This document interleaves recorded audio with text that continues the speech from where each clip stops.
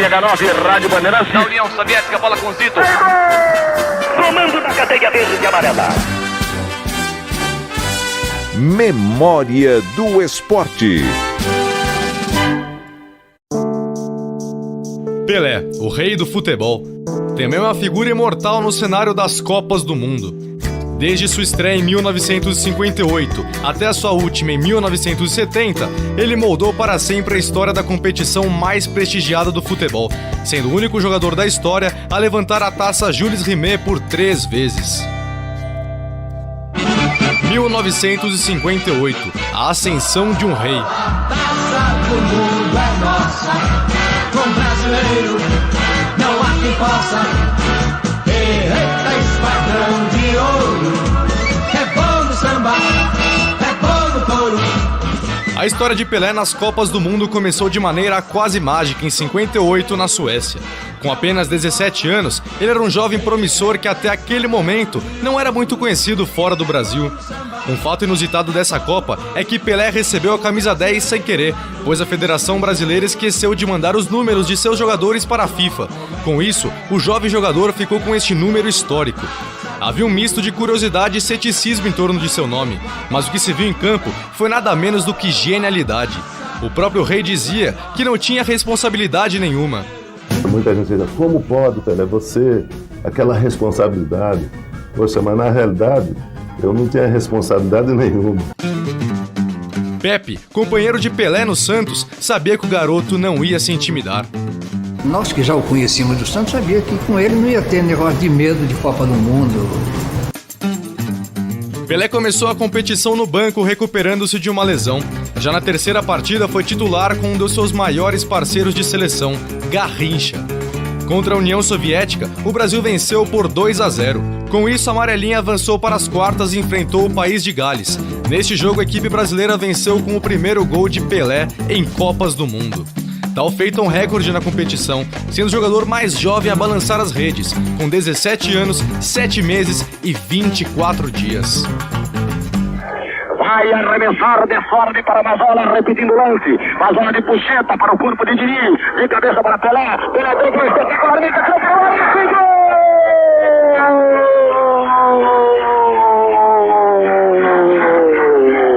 Pelé, um arremesso foi para Mazola. Mazola de bicicleta, Didi a Pelé. Pelé dá uma meia puxeta e engana o seu adversário espetacularmente e rola a pelota por baixo do corpo do arqueiro pela linha de fundo. Gol este que foi muito importante para ele. Havia saído machucado daqui do Brasil e esse gol me deu confiança. Daí então eu peguei a posição de titular da seleção brasileira. Nas semifinais contra a França já estava em plena forma. Ele marcou 3 gols guiando o Brasil à final com uma goleada por 5-2. E mais um recorde na conta. O atleta mais jovem a marcar um hat-trick, 3 gols de uma mesma partida em Copas do Mundo. E na decisão contra os anfitriões suecos, o Brasil estava diferente, dessa vez de azul, já que os donos da casa também usavam um uniforme amarelo. Zagallo explicou que a mudança da cor da camisa foi muito bem pensada dentro do vestiário. O Paulo Machado Carvalho, com medo que a mudança de camisa atingisse o pensamento de todos, porque com a amarela nós estávamos ganhando tudo, ele disse que aquele azul era o manto sagrado da Nossa Senhora. Para Pelé, nada diferente. O jovem prodígio brilhou novamente, balançando a rede 2 vezes. Rolou para Zagallo. Zagallo espera a marcação do médio adversário. Passa por ele agora para dentro da área. Vai carregando. Bola recuada para Nilton Santos. Nas proximidades da área. Tenta levantar para Pelé. Escorregou na hora para no peito. Domina. Drible espetacularmente. Vai tirar a tira. Orlando para Pelé. Pelé domina no peito. De calcanhar para Zagallo. Zagallo prepara-se. Tem Pelé. Levantou. Pelé entrou de cabeça para o arco. E gol! Pelé, com uma cabeçada extraordinária, marca o 5º gol do Brasil. O Brasil goleou por 5-2 e Pelé, ainda com lágrimas nos olhos após o apito final, foi carregado pelos seus companheiros como o novo rei do futebol mundial. Além disso, cumpriu uma promessa que tinha feito para o seu pai em 1950. Quando o Brasil perdeu a Copa do Mundo de 50, 1950, eu tinha 9 para 10 anos. Eu vi o meu pai chorando, os outros jogadores chorando, aí eu falei, pô, o que houve, pai? Por que você está chorando? Ele falou, pô, o Brasil perdeu a Copa do Mundo e tal. Aí eu falei, não chora não, eu não sabia o que falar. Eu falei, não chora não que eu vou ganhar uma Copa do Mundo, professor. 1962, o sonho interrompido. Vocês vão ver como é Didi, Garrincha e Pelé dando seu baile de bola. Quando eles pegam no gol, nossos créditos de ouro mostram o que é nossa escola. Em 62, no Chile, Pelé chegava como uma estrela máxima do futebol mundial. A expectativa em torno dele era imensa e a torcida brasileira acreditava piamente que ele poderia repetir o mesmo brilho de 1958. Pelé começou a competição com tudo. No primeiro jogo contra o México, marcou um gol e deu uma assistência, conduzindo o Brasil a uma vitória por 2-0. No entanto, o sonho de uma nova Copa do Mundo brilhante foi interrompido precocemente. No segundo jogo contra a Tchecoslováquia, sofreu uma lesão que o tirou do restante da competição. Eu gostaria de jogar a final. Eu gostaria de ter jogado a final. Aliás, a gente se prepara para isso, porque era quase a mesma turma, né? Você viu que foi pouca mudança, porque o pessoal de 58 estava todo. Então era um grupo muito unido. E na contusão, é evidente que eu nunca esperava de ficar fora, porque eu senti que era grave quando eu chutei a bola, não sei, eu bati de esquerda, a bola bateu na trave, e quando eu quis acompanhar, eu senti que a perna bambeou. O Brasil, porém, tinha um elenco forte e talentoso, e Garrincha, outro gênio do futebol, assumiu o protagonismo, levando a seleção ao bicampeonato. 1966, a frustração. A Copa de 66 na Inglaterra foi marcada pela frustração de Pelé e do Brasil.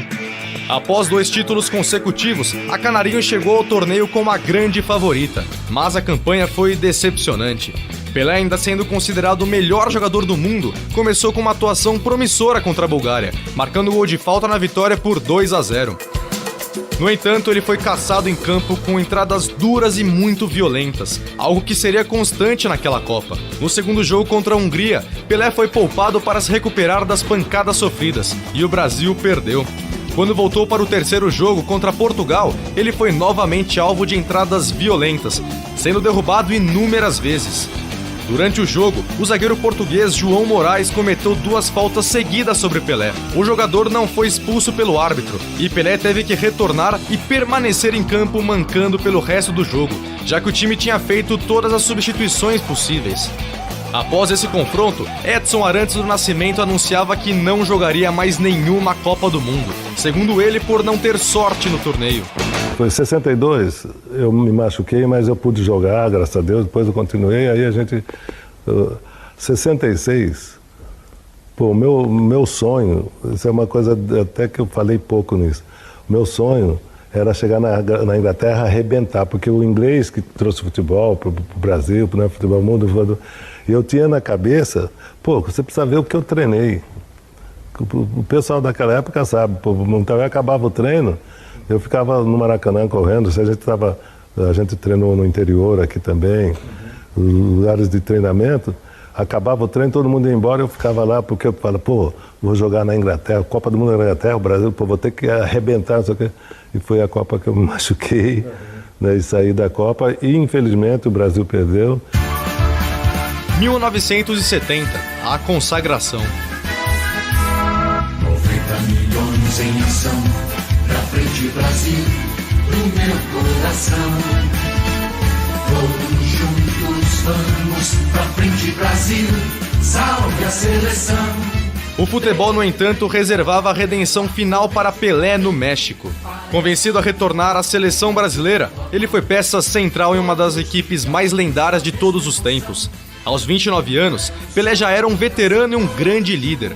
E como esquecer daquela lendária seleção brasileira que encantou o mundo com Félix, Carlos Alberto Torres, Brito, Piazza e Everaldo, Clodoaldo, Gerson, Pelé e Jairzinho, Tostão e Rivelino. O Rei começou a Copa de 70 com atuações memoráveis. Logo no jogo de estreia contra a Tchecoslováquia, marcou um gol e quase fez outro do meio de campo, mostrando que ainda tinha toda aquela genialidade. Na primeira fase, a Canarinho ainda venceu a Inglaterra por 1-0 e a Romênia por 3-2. Na fase final, passou pelo Peru por 4-2 nas quartas e o Uruguai por 3-1 nas semifinais, mostrando toda a habilidade tupiniquim. E na grande final, no dia 21 de junho de 1970, o Brasil enfrentou a Itália e Pelé novamente brilhou, fazendo o mundo se curvar diante de sua majestade. Ele abriu o placar com um cabeceio fulminante, demonstrando toda a sua classe e precisão. Preparou-se do chão, arremessou para arriba, levantou de primeira, ao Pelé, cabeceou!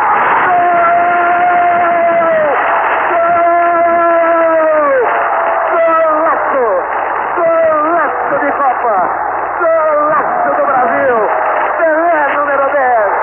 Movimenta-se o placar da Copa! Mas também quando a bola partiu da defesa com um passe de Gerson para Clodoaldo, que driblou 4 italianos e soltou para Rivelino. Num belo lançamento, achou o Jairzinho cortando para o meio e deixando para Pelé. No momento que ele dominou, o tempo pareceu parar. Apenas duas coisas estavam em movimento: a perna direita do Rei e a correria de Carlos Alberto Torres. O resto todos nós conhecemos. Olha o passeio de Clodoaldo, outra finta de Clodô, entrega para Rivelino, domina o astro do parque, levanta a bola para Jair pela esquerda, atenção, desceu Jair, bateu a Paquete, rolou para Pelé, atenção, Pelé para Carlos Alberto, livre, olha a bomba para o goleiro!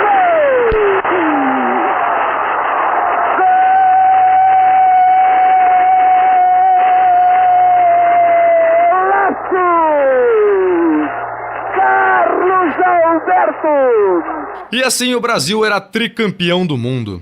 Atenção, Brasil! Falta pouco, Brasil! Atenção, levanta o braço, juiz!